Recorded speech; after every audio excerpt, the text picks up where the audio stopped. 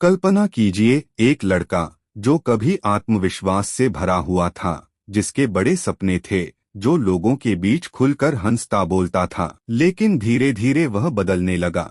उसका आत्मविश्वास कम होने लगा, लोगों से बात करने में झिझक होने लगी, पढ़ाई और काम में मन लगना बंद हो गया, और सबसे अजीब बात, उसे समझ ही नहीं आ रहा था कि उसके साथ हो क्या रहा है। उसे लगता था कि शायद वह डिप्रेशन में है, शायद उसकी इच्छा शक्ति कमजोर है, या शायद उसके शरीर में कोई समस्या है। लेकिन असली कारण कुछ और था। एक ऐसी आदत जिसे वह पूरी तरह सामान्य समझता था, एक ऐसी चीज जो उसके मोबाइल की स्क्रीन पर हर दिन मौजूद थी, और उसे पता भी नहीं चला कि कब उसका दिमाग उसी का गुलाम बन गया। आज की इस ऑडियो बुक में हम समझेंगे कि आखिर इंटरनेट पोर्न हमारे दिमाग के साथ क्या करता है, क्यों लाखों लोग इससे छुटकारा पाने की कोशिश कर रहे हैं, और कैसे यह हमारी सोच, भावनाओं और जीवन को प्रभावित कर सकता है। स्वागत है योर ब्रेन ऑन पोर्न की इस गहरी और आंखें खोल देने वाली यात्रा में। क्या सच में समस्या पोर्न है? लेखक गैरी विल्सन बताते हैं कि दुनिया भर में हजारों लोग उनसे एक जैसी समस्याएं लेकर आने लगे। किसी को ध्यान लगाने में दिक्कत थी, किसी का आत्मविश्वास खत्म हो रहा था, कोई सामाजिक चिंता से जूझ रहा था, किसी को वास्तविक रिश्तों में रुचि नहीं बची थी, और कुछ लोगों को ऐसी समस्याएं हो रही थीं जिनके बारे में वे किसी से खुलकर बात भी नहीं कर पाते थे। शुरुआत में किसी ने भी इन समस्याओं का संबंध पोर्न से नहीं जोड़ा, क्योंकि समाज हमें यही सिखाता है कि पोर्न देखना सामान्य बात है, और सच भी है। हर व्यक्ति जो पोर्न देखता है उसे गंभीर समस्याएं नहीं होती। लेकिन लेखक का सवाल यह है, अगर कुछ लोगों को वास्तव में समस्याएं हो रही हैं, तो क्या हमें उसके पीछे का कारण समझने की कोशिश नहीं करनी चाहिए? असली मुद्दा नैतिकता नहीं, दिमाग है। इस किताब की सबसे महत्वपूर्ण बात यह है कि यह किसी नैतिक या धार्मिक बहस की किताब नहीं है। लेखक बार बार कहते हैं, यह कहानी सही या गलत की नहीं है, यह कहानी इंसान के दिमाग की है। हमारा दिमाग लाखों वर्षों की एवोल्यूशन का परिणाम है, लेकिन पिछले 15 से 20 वर्षों में इंटरनेट ने हमारे वातावरण को पूरी तरह बदल दिया है। पहले इंसान को किसी भी चीज के लिए मेहनत करनी पड़ती थी, जानकारी के लिए मेहनत, मनोरंजन के लिए मेहनत, और रिश्तों के लिए भी मेहनत। लेकिन आज सिर्फ एक क्लिक पर अनंत मनोरंजन उपलब्ध है, और यही बदलाव हमारे दिमाग को प्रभावित कर रहा है। दिमाग को नया और रोमांचक क्यों पसंद है? मान लीजिए आपको रोज एक ही खाना दिया जाए। शुरुआत में अच्छा लगेगा, लेकिन कुछ दिनों बाद आप उससे ऊब जाएंगे। अब सोचिए, अगर आपके सामने सैकड़ों अलग अलग व्यंजन रख दिए जाएं, तो आप शायद जरूरत से ज्यादा खा लेंगे। क्यों? क्योंकि हमारा दिमाग वैरायटी को पसंद करता है। नयापन हमारे दिमाग के रिवॉर्ड सिस्टम को सक्रिय करता है। यही कारण है कि सोशल मीडिया, गेम्स और इंटरनेट हमें बार बार आकर्षित करते हैं। हर स्क्रॉल पर कुछ नया, हर क्लिक पर कुछ नया, हर सेकंड कुछ नया। दिमाग को लगता है कि उसे कोई बहुत मूल्यवान चीज मिल रही है, और यही वह जगह है जहां समस्या शुरू होती है। हाई स्पीड इंटरनेट ने सब कुछ बदल दिया। लेखक बताते हैं कि पुराने समय की पोर्नोग्राफी और आज की इंटरनेट पोर्नोग्राफी में बहुत बड़ा अंतर है। पहले लोगों के पास सीमित सामग्री होती थी, एक मैगजीन, एक वीडियो, कुछ तस्वीरें। लेकिन आज अनगिनत वीडियो, अनगिनत श्रेणियां, अनंत नयापन, और यह सब बिल्कुल मुफ्त, सिर्फ एक क्लिक दूर। कल्पना कीजिए कि किसी बच्चे को एक ऐसी दुकान में छोड़ दिया जाए जहां अनथीन मिठाइयां हों। क्या वह खुद को रोक पाएगा? शायद नहीं। ठीक इसी तरह हमारा दिमाग भी लगातार नए उत्तेजना स्रोतों की तरफ खींचता चला जाता है। जब दिमाग खुद को बदलने लगता है, अब कहानी का सबसे महत्वपूर्ण हिस्सा शुरू होता है। हमारा दिमाग स्थिर नहीं है, वह लगातार बदलता रहता है। इसे वैज्ञानिक भाषा में न्यूरोप्लास्टिसिटी कहा जाता है। मतलब आप जो बार बार करते हैं, आपका दिमाग उसी के अनुसार खुद को ढालने लगता है। यदि आप रोज गिटार बजाते हैं, तो आपका दिमाग उसमें बेहतर होता जाएगा। यदि आप रोज पढ़ाई करते हैं, तो आपकी सीखने की क्षमता बढ़ेगी। और यदि आप रोज किसी विशेष प्रकार की उत्तेजना का उपयोग करते हैं तो आपका दिमाग उसी के अनुसार नए न्यूरल पाथवेज बनाना शुरू कर देगा। यानी आदत सिर्फ व्यवहार नहीं बदलती, वह दिमाग की संरचना को भी प्रभावित कर सकती है। यानी आदत सिर्फ व्यवहार नहीं बदलती, वह दिमाग की संरचना को भी प्रभावित कर सकती है। एक वास्तविक उदाहरण मान लीजिए, एक छात्र है। शुरुआत में वह सिर्फ तनाव दूर करने के लिए कभी कभी पोर्न देखता है, फिर यह आदत रोज की हो जाती है, फिर दिन में कई बार। धीरे धीरे उसका दिमाग उसी गतिविधि को सबसे आसान और सबसे तेज सुख का स्रोत मानने लगता है। अब जब उसे बोरियत होती है वह उसी तरफ जाता है, जब तनाव होता है वह उसी तरफ जाता है, जब अकेलापन महसूस होता है वह उसी तरफ जाता है। धीरे धीरे उसका दिमाग हर समस्या का एक ही समाधान सीख लेता है। और यही वह बिंदु है जहां नियंत्रण कम होने लगता है। लोगों ने क्या नोटिस करना शुरू किया? दुनिया भर के हजारों लोगों ने एक जैसी बातें बतानी शुरू की। कुछ लोगों ने महसूस किया कि उनका आत्मविश्वास कम हो गया है, कुछ को सामाजिक परिस्थितियों में असहजता महसूस होने लगी, कुछ को वास्तविक जीवन की चीजों में पहले जैसा उत्साह नहीं मिलता था। कुछ लोगों ने बताया कि वे घंटों स्क्रीन के सामने समय बिताने लगे। और सबसे दिलचस्प बात, कई लोगों ने बताया कि जब उन्होंने कुछ समय के लिए पोर्न छोड़ दिया तो उनमें सकारात्मक बदलाव दिखने लगे। उनकी ऊर्जा बढ़ी, फोकस बेहतर हुआ, लोगों से बातचीत आसान हुई और जीवन फिर से अधिक जीवंत महसूस होने लगा। लेखक इन अनुभवों को अंतिम सत्य नहीं बताते, लेकिन कहते हैं कि इतने सारे लोगों के समान अनुभवों को नजरअंदाज करना भी सही नहीं होगा। इस भाग में हमने समझा कि यह किताब किसी नैतिक बहस की नहीं, बल्कि इंसान के दिमाग की कहानी है। हमने जाना कि हमारा दिमाग नयापन पसंद करता है। इंटरनेट ने हमें अनंत उत्तेजना उपलब्ध करा दी है। बार बार दोहराया गया व्यवहार दिमाग को बदल सकता है। कई लोगों ने अपनी समस्याओं और ऑनलाइन आदतों के बीच संबंध महसूस किया। यह विषय सिर्फ इच्छा शक्ति का नहीं, बल्कि दिमाग के काम करने के तरीके का भी है। लेकिन अब सबसे बड़ा सवाल यह है, आखिर दिमाग के अंदर ऐसा क्या होता है कि कोई व्यक्ति बार बार उसी आदत की ओर खींचता चला जाता है? और क्यों कुछ लोगों को उसे छोड़ने में इतनी कठिनाई होती है?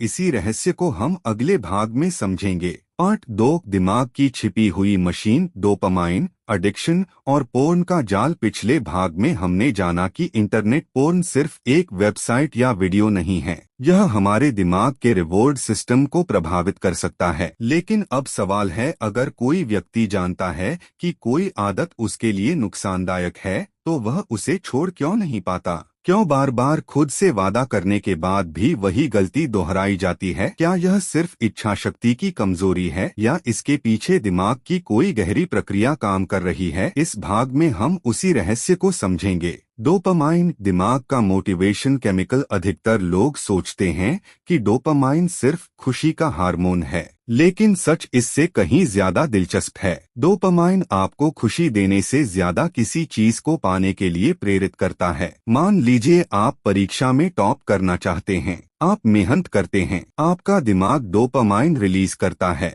यह आपको आगे बढ़ने के लिए प्रेरित करता है। इसी तरह खाना, दोस्ती, प्यार, उपलब्धियां सब डोपामाइन सिस्टम से जुड़ी हैं। यह सिस्टम हमें जीवन के महत्वपूर्ण कामों की ओर धकेलता है। समस्या तब शुरू होती है जब दिमाग को सुपर स्टिम्युलस मिलता है। लेखक एक महत्वपूर्ण शब्द इस्तेमाल करते हैं, सुपर स्टिम्युलस, यानी ऐसी चीज जो प्राकृतिक अनुभवों से कहीं ज्यादा शक्तिशाली हो। उदाहरण के लिए, प्राकृतिक रूप से मिठास फल में होती है, लेकिन अगर उसी मिठास को कई गुना बढ़ाकर कैंडी बना दी जाए तो वह ज्यादा आकर्षक लगेगी। ठीक वैसे ही वास्तविक जीवन में आकर्षण सीमित होता है, लेकिन इंटरनेट पर हर सेकंड नया चेहरा, नया दृश्य और नई उत्तेजना उपलब्ध होती है। दिमाग के लिए यह एक असामान्य स्थिति है। एवोल्यूशन ने हमारे दिमाग को इसके लिए तैयार नहीं किया था। एंडलेस नॉवेल्टी का असर। कल्पना कीजिए कि आप एक कमरे में बैठे हैं, सामने एक व्यक्ति है। कुछ देर बाद आपका दिमाग उस उपस्थिति का आदी हो जाएगा। लेकिन इंटरनेट पर क्या होता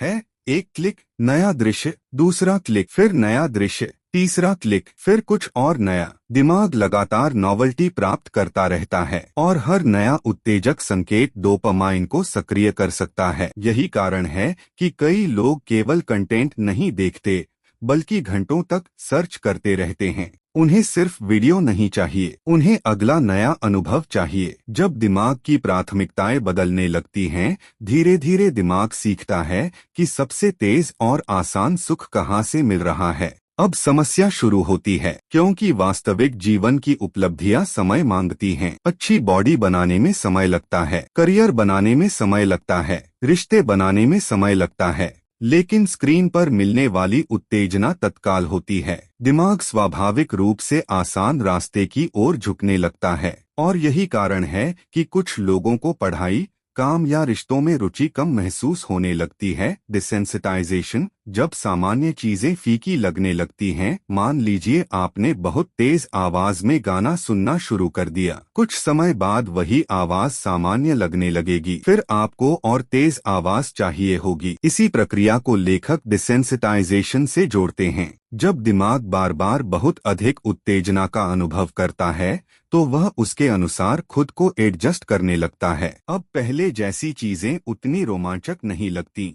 यही वजह है कि कुछ लोगों को पढ़ाई में मजा नहीं आता, दोस्तों के साथ समय बिताना फीका लगता है, छोटी उपलब्धियां उत्साहित नहीं करती, सामान्य जीवन नीरस लगने लगता है। दिमाग असामान्य स्तर की उत्तेजना का आदी हो चुका होता है। एस्कलेशन, जब पहले वाला कंटेंट पर्याप्त नहीं लगता। लेखक बताते हैं कि कई लोगों ने समय के साथ एक समान अनुभव साझा किया। शुरुआत में जो चीज रोमांचक लगती थी, कुछ महीनों या वर्षों बाद वह उतनी प्रभावशाली नहीं रहती। दिमाग फिर कुछ नया खोजने लगता है। यह केवल पोर्न तक सीमित नहीं है, यह लगभग हर प्रकार की लत में देखा जाता है। जैसे गेम्स में नए लेवल, सोशल मीडिया में नई सामग्री, जंक फूड में नए स्वाद। दिमाग लगातार अधिक उत्तेजना खोज सकता है। ब्रेन फॉग, धुंधला दिमाग। कई लोगों ने एक और दिलचस्प अनुभव बताया। उन्हें लगता था कि उनका दिमाग पहले जैसा तेज नहीं रहा। वे पढ़ते थे लेकिन याद नहीं रहता था,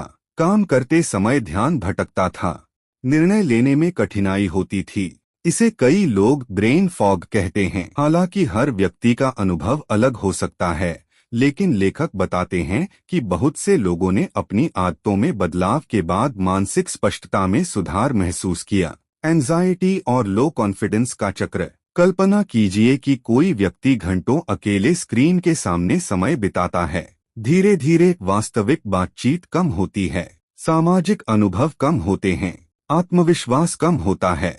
अब वह और अधिक अकेला महसूस करता है। फिर तनाव कम करने के लिए वही पुरानी आदत अपनाता है और यह चक्र चलता रहता है। तनाव आदत, अस्थायी राहत और अधिक तनाव। यह एक ऐसा लूप बन सकता है जिससे बाहर निकलना कठिन हो जाता है।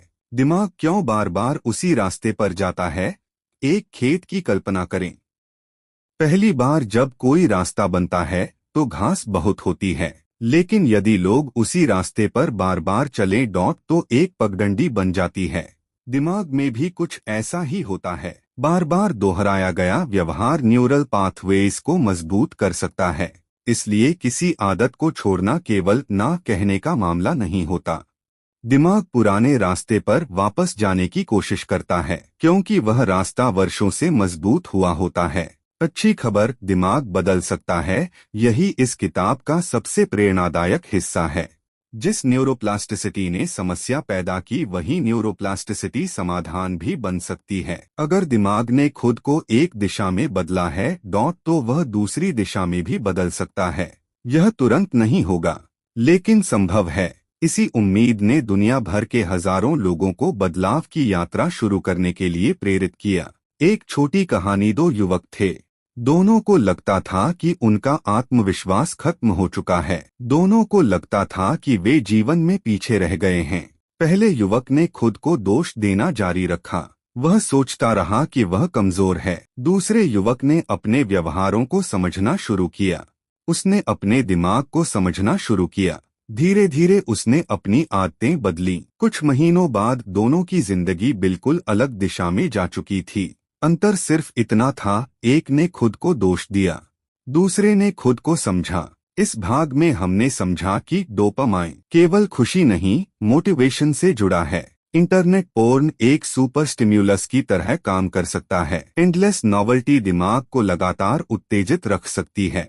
डिसेंसिटाइजेशन के कारण सामान्य जीवन कम रोमांचक लग सकता है। एंजाइटी, लो कॉन्फिडेंस और आदतें एक चक्र बना सकती हैं। न्यूरोप्लास्टिसिटी के कारण दिमाग बदलता भी है और दोबारा सुधर भी सकता है।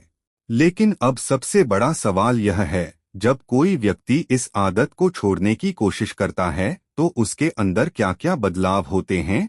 क्यों कुछ लोगों को विथड्रॉल सिम्टम्स महसूस होते हैं और रिकवरी के दौरान दिमाग किन चरणों से गुजरता है? पार्ट 3, रिकवरी की यात्रा। जब दिमाग दोबारा खुद को बनाना शुरू करता है, कल्पना कीजिए आप कई वर्षों से एक ही रास्ते पर चल रहे हैं। हर दिन, हर हफ्ते, हर महीने। फिर एक दिन आप फैसला करते हैं कि अब यह रास्ता छोड़ना है। क्या होगा? क्या सब कुछ तुरंत ठीक हो जाएगा? बिल्कुल नहीं, क्योंकि समस्या सिर्फ एक आदत की नहीं है। समस्या यह है कि आपका दिमाग उस आदत के अनुसार खुद को ढाल चुका है, और जब आप उसे छोड़ते हैं तो दिमाग विरोध करता है।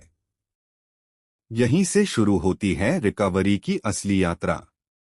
यह यात्रा आसान नहीं होती, लेकिन यही वह यात्रा है जो इंसान को खुद से दोबारा मिलवाती है। जब कोई व्यक्ति छोड़ने की कोशिश करता है, लेखक बताते हैं कि हजारों लोगों ने जब अपनी आदत छोड़ने की कोशिश की तो उन्हें कुछ ऐसी चीजों का सामना करना पड़ा जिसकी उन्होंने उम्मीद नहीं की थी। वे सोच रहे थे बस आज से नहीं देखूंगा, लेकिन कुछ दिनों बाद बेचैनी शुरू हो गई। ध्यान भटकने लगा, चिड़चिड़ापन बढ़ गया, मूड खराब रहने लगा, और कई लोगों को लगा कि शायद वे पहले से भी ज्यादा खराब हो गए हैं। यही वह समय होता है जब बहुत से लोग हार मान लेते हैं। विथड्रॉल सिम्पटम्स क्या हैं? जब दिमाग किसी चीज का आदी हो जाता है और अचानक वह चीज हटा दी जाती है तो दिमाग को समय चाहिए होता है खुद को संतुलित करने के लिए। कई लोगों ने रिकवरी के दौरान बताया, चिड़चिड़ापन, बेचैनी, नींद की समस्या, मोटिवेशन की कमी, उदासी, ध्यान की कमी, तनाव। ये अनुभव हर व्यक्ति में समान नहीं होते, लेकिन लेखक बताते हैं कि बहुत से लोगों ने ऐसे बदलाव महसूस किए। सबसे डरावना चरण, फ्लैट लाइन। रिकवरी के दौरान एक शब्द बार बार सामने आता है, फ्लैट लाइन। यह वह स्थिति होती है जब व्यक्ति को ऐसा लगता है कि उसके अंदर कोई इच्छा ही नहीं बची। कई लोगों ने इसे बहुत डरावना अनुभव बताया। उन्हें लगता था कि क्या मैं हमेशा के लिए ऐसा हो गया हूं? क्या मेरे अंदर कुछ टूट गया? क्या मैं कभी सामान्य नहीं हो पाऊंगा? लेकिन लेखक बताते हैं कि कई लोगों ने समय के साथ इस चरण को पार किया और धीरे धीरे उनकी सामान्य भावनाएं वापस आने लगीं। रिकवरी सीधी रेखा नहीं होती। बहुत लोग सोचते हैं आज छोड़ दिया, कल बेहतर महसूस होगा, लेकिन वास्तविकता अलग है। रिकवरी अक्सर शेयर मार्केट की तरह होती है, कभी ऊपर, कभी नीचे, कभी शानदार दिन, कभी निराशाजनक दिन। एक दिन आपको लगेगा कि सब ठीक हो रहा है, दूसरे दिन लगेगा कि कुछ भी नहीं बदला। यही कारण है कि धैर्य बेहद महत्वपूर्ण होता है। रिलैप्स क्यों होता है? मान लीजिए आप कई वर्षों से तनाव होने पर एक ही काम करते आए हैं। अब अचानक तनाव आया, दिमाग तुरंत उसी पुराने रास्ते की ओर धकेलेगा। क्यों? क्योंकि वह रास्ता सबसे परिचित है। यही कारण है कि रिलैप्स केवल इच्छा शक्ति की कमी नहीं है, अक्सर यह पुराने न्यूरल पाथवेज की ताकत होती है। और यही वजह है कि रिकवरी में खुद को कोसने के बजाय खुद को समझना ज्यादा जरूरी। असली लड़ाई स्क्रीन से नहीं, अकेलेपन से है। लेखक ने हजारों लोगों के अनुभव पढ़े। एक दिलचस्प बात सामने आई, कई लोग केवल उत्तेजना के लिए नहीं बल्कि इन कारणों से भी उस आदत की ओर जाते थे। अकेलापन, तनाव, बोरियत, असफलता का डर, भावनात्मक दर्द, यानी समस्या का एक हिस्सा स्क्रीन था। लेकिन दूसरा हिस्सा जीवन की परिस्थितियां थीं। अगर कोई व्यक्ति केवल आदत हटाए लेकिन जीवन में कोई सकारात्मक बदलाव न लाए तो खालीपन फिर लौट सकता है। दिमाग को नई दिशा चाहिए। कल्पना कीजिए आपने एक खराब पौधा उखाड़ दिया। अब जमीन खाली है। अगर आप कुछ नया नहीं लगाएंगे तो क्या होगा? खरपतवार फिर उग आएगी। रिकवरी भी ऐसी ही है। केवल आदत हटाना पर्याप्त नहीं है। जीवन में कुछ नया जोड़ना भी जरूरी है। जैसे व्यायाम, पढ़ाई, नई स्किल, परिवार के साथ समय, दोस्तों से बातचीत, रचनात्मक काम, लक्ष्य बनाना। दिमाग को किसी न किसी दिशा में ऊर्जा लगानी ही होती है। लोगों ने कौन कौन से बदलाव महसूस किए? लेखक के अनुसार बहुत से लोगों ने रिकवरी के दौरान सकारात्मक बदलाव बताए। जैसे एक, आत्मविश्वास में वृद्धि। पहले जो व्यक्ति लोगों से आंख मिलाकर बात नहीं कर पाता था, वह धीरे धीरे खुलने लगा। 2, सोशल एंजाइटी में कमी। कई लोगों ने बताया कि सामाजिक परिस्थितियां पहले जितनी डरावनी नहीं लगती थीं। 3, फोकस बेहतर होना। तो दोस्तों, आज की इस यात्रा में हमने जाना कि हमारा दिमाग कितना शक्तिशाली है और साथ ही कितना संवेदनशील भी। हमने समझा कि आदतें कैसे बनती हैं, कैसे वे धीरे धीरे हमारी सोच, भावनाओं और व्यवहार को प्रभावित कर सकती हैं, और सबसे महत्वपूर्ण बात, दिमाग में बदलाव संभव है। याद रखिए, कोई भी इंसान अपनी गलतियों से परिभाषित नहीं होता। आपका अतीत आपकी पहचान नहीं है। आपके फैसले आपकी पहचान बनाते हैं। अगर आप अपने जीवन में कोई सकारात्मक बदलाव लाना चाहते हैं तो शुरुआत आज से कीजिए। छोटे छोटे कदम उठाइए, खुद पर भरोसा रखिए और हर दिन अपने बेहतर संस्करण बनने की कोशिश कीजिए। क्योंकि सफलता एक दिन में नहीं मिलती, लेकिन हर दिन की गई सही कोशिशें एक दिन बड़ी सफलता में बदल जाती हैं। अगर आपको यह ऑडियो बुक समरी पसंद आई हो तो वीडियो को लाइक करें, चैनल सब्सक्राइब करें और बेल आइकन जरूर दबाएं। कमेंट में बताइए कि इस किताब की कौन सी सीख आपको सबसे ज्यादा प्रभावशाली लगी। मैं आपसे अगली बेहतरीन किताब की समरी के साथ फिर मिलूंगा। तब तक अपना ख्याल रखिए, सीखते रहिए और अपने सपनों की तरफ बढ़ते रहिए। धन्यवाद। Amarjeet Arya audio books.